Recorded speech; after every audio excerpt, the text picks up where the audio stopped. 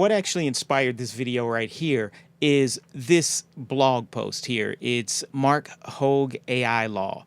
And it was reading this. Paragraph 10 of Midjourney's Terms of Service, Limitations of Liability and Indemnity, outlines the legal ramifications of knowingly engaging in copyright infringement on the platform. It states, in relevant part with emphasis added.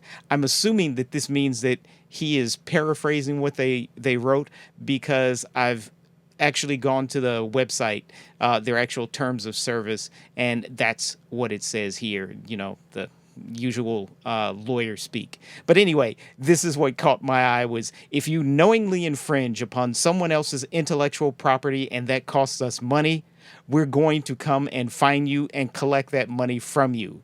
We might also do other stuff, like try to get a court to make you pay our attorney fees. Don't do it. So I thought this was quite interesting. And I'll make sure to include a link to this blog in the description below.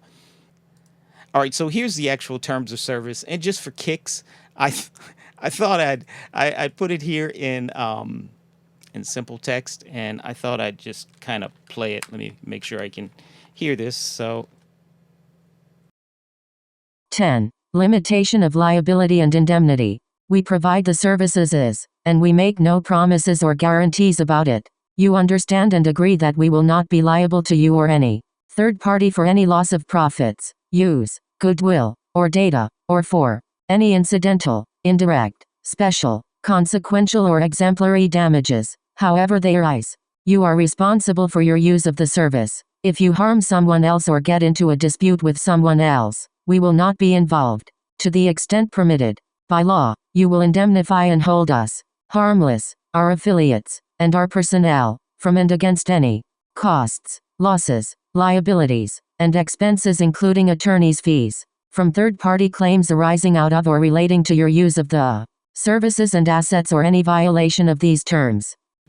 All right, so that's what the website says now. I don't think it said. I think this is what it says, and this is the lawyer's interpretation. And as people always say, I'm not a lawyer. This is just my opinion. When you start talking about all this stuff, but one of the things that has come up when I've been exploring Midjourney, and one of the most interesting things that I have found is I can be sued if I infringe on someone else's copyrights. And I'll leave a link below to this video here where this gentleman goes through the terms of service and explains exactly how these terms of service will affect the user. But the thing that I wanted to share is basically the thought that if you use something on Midjourney, they claim no responsibility. So it's up to you to make sure that you're not infringing on anyone's copyright. So one of the things that he suggested was do a Google search. So I'm going to come here and I'm going to do a Google image search. These are several things that I have done. This is the one I mentioned in another video where I typed in Midjourney personified. Let's see if it finds anything similar. This is the first time that that I'm doing this. We couldn't find any web pages or duplicate images. Try another one instead. All right, so that one appears to be clear. Let me try this one. This was also Midjourney personified. So let's go back. Okay, now we're getting some stuff here, but I don't see anything. It looks like he's copying someone's style, which may in the future be a problem. Once they figure out all this AI stuff, everything's still up in the air. And there's this other clip I wanted to play just so you know, because all of this stuff is up in the air. And this is what they say over on The Verge. Whatever it is, if it was made in much of the last century, in the US, that art is likely also protected by copyright. When the artist created it, they earned the exclusive temporary right to control who makes money from it. The Constitution offers these protections to promote the progress of science and useful arts. There's a paradox in this system. On one hand, letting people control and profit from their art helps encourage them to make more of it. On the other, culture is a common good. People can build on it in ways the original artist never intended, and the law includes exceptions to make that possible.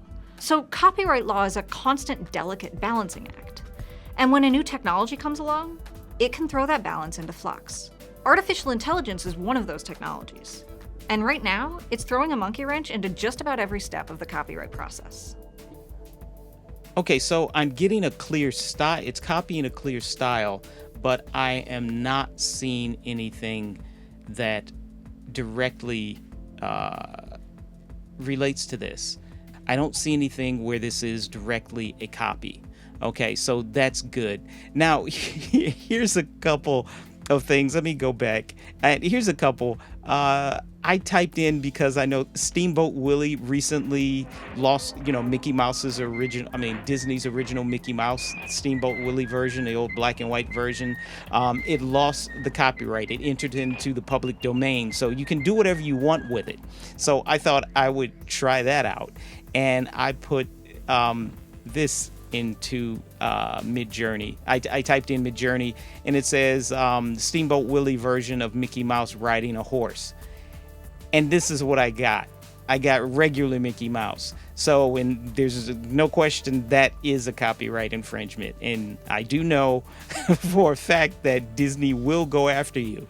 So this is not gonna fly. So if Midjourney got sued for this, they're coming to me. So basically, this is what I think is a good practice to do, is to put your images into Google search and check and see if you can find anything. Just like if you're an inventor and you're creating a product, you need to do your due diligence and search and make sure no one else has a patent on it. And you can see Steamboat Willie version of Mickey Mouse riding a horse came out kind of weird in some of these. I just find this interesting, and I think this is a good practice when you're working with these things. And check out Brad Colbow's The Legal Battle Over AI Art. Here's something: can artists protect their work from AI? And Legal talks about AI art. Again, all the links are down below. And this was actually one of my favorites right here, was The Verge. And they talk about the history of AI art a little bit and poke a little fun at it. And it's just an interesting watch. So make sure you check this one out. I think this is my favorite one for a quick watch. And if you just want to dive in more in depth, check out some of these other links.